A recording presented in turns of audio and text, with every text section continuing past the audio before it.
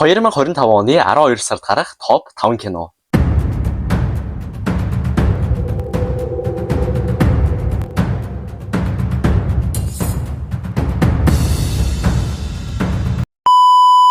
Энэсэн бацхан баяраа байна. Энэ хүчгээрээ энэ сард гарах топ 5 киног та бүхэндээ хүргэх болно. Бас лайк болон subscribe дараарай. Ингээд бичлэгтээ орцгоо.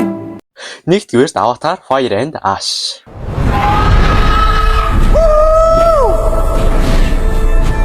Эхний кино бол нэлээд өндөр хүлээлттэй олон жилийн турш үргэлжлэн игдсэн намайг төрж явах үед буюу 2009 онд эхний анги хийж байсан.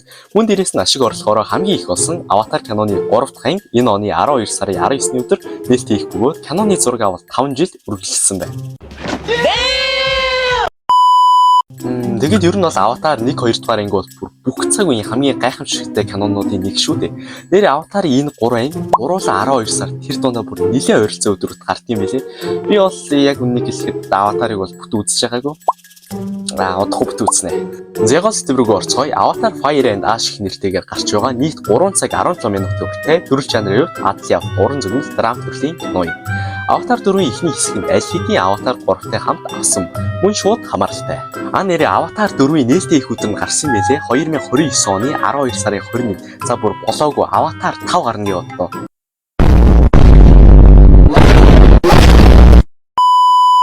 2031 оны 12 сарын 19-нд гарахаар төлөвлөсөн байгаа юм байна. Дэвидтэй.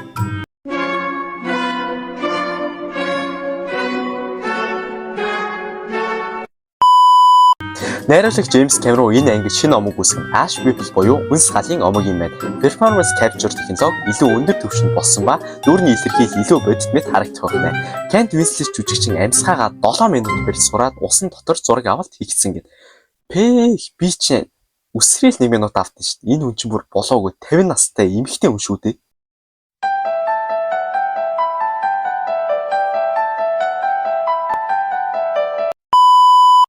Гол дүрүүдэд Зио Салдана, Sam Worthington Сугэрний Weaver гэх жүжигчид байна. Энэ кино хийхэд нийт 250 сая долларын төсөвтэйгээр хийгдсэн байна. За ингээд 12 сарын 19-нд энэ кино маань бүх кино театруудад дэлгэцнээ гарах юм байна.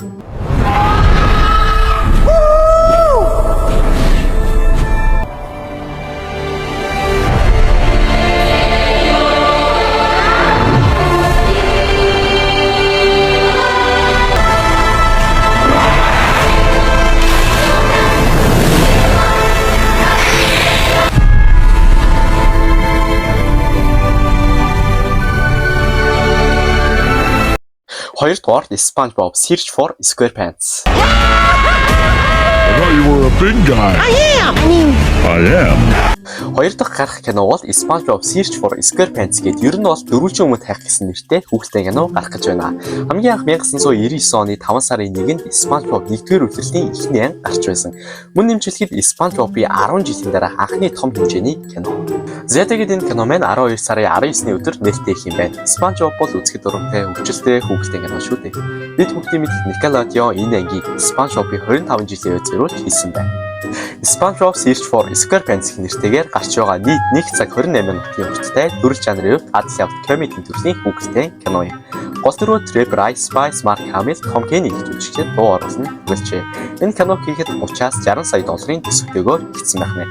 За ингээд 12 сарын 19-нд энэ кино маань кино театруудад дэлгэцнээ гарах юм байна. I'm ready.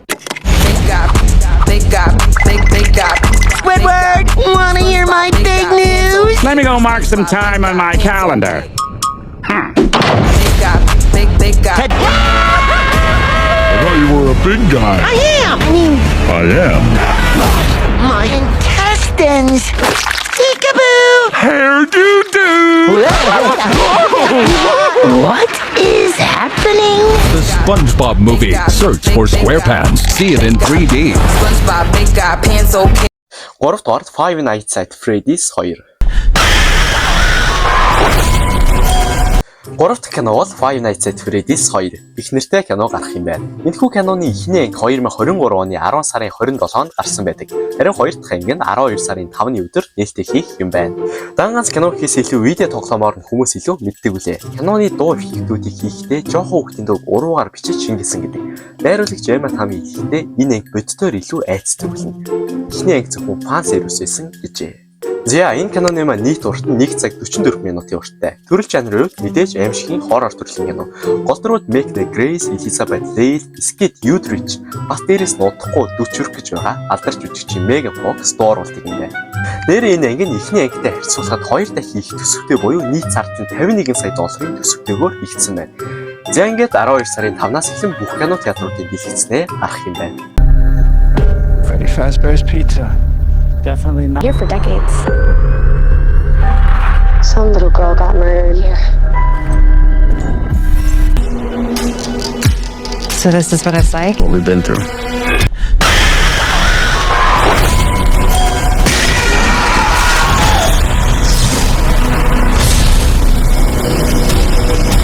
Дөрөвдүгээр Dust Bunny.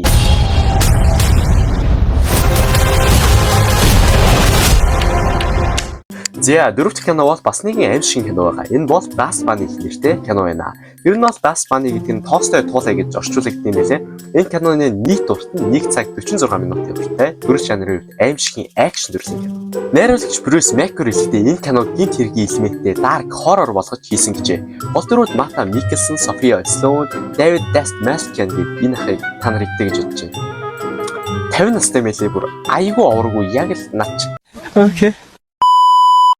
Бас нэмжлэхэд Sigourney Weaver гээд энэ игч тоглосон. Бичний ихний хэлсэн чинь бас Avatar 1 2 3 дээр дуу оруулсан. Айгүй мундаг юм байна.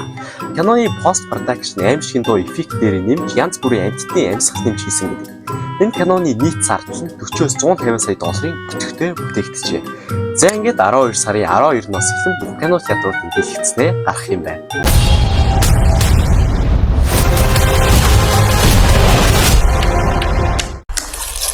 Is that enough to kill a monster? What makes you think I kill monsters? You seem like you killed all things. You believe in monsters?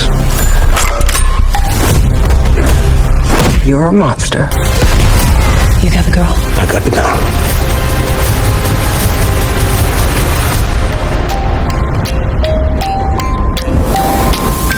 Тавдугаарт Marty Superman. I have a purpose.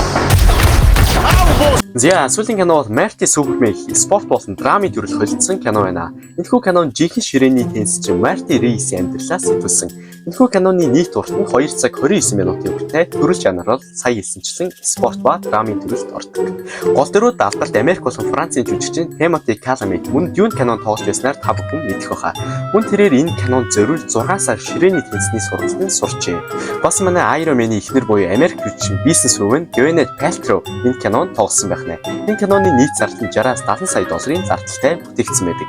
Тэмцээний сценүүдийг хийхийн тулд олон улсын шилдэг дамжигчдыг авчран тоглуулжээ. За ингээд 12 сарын 25-наас эхлэн бүх кино театруудын бэлтгэцнээ гарах юм байна. I have a purpose.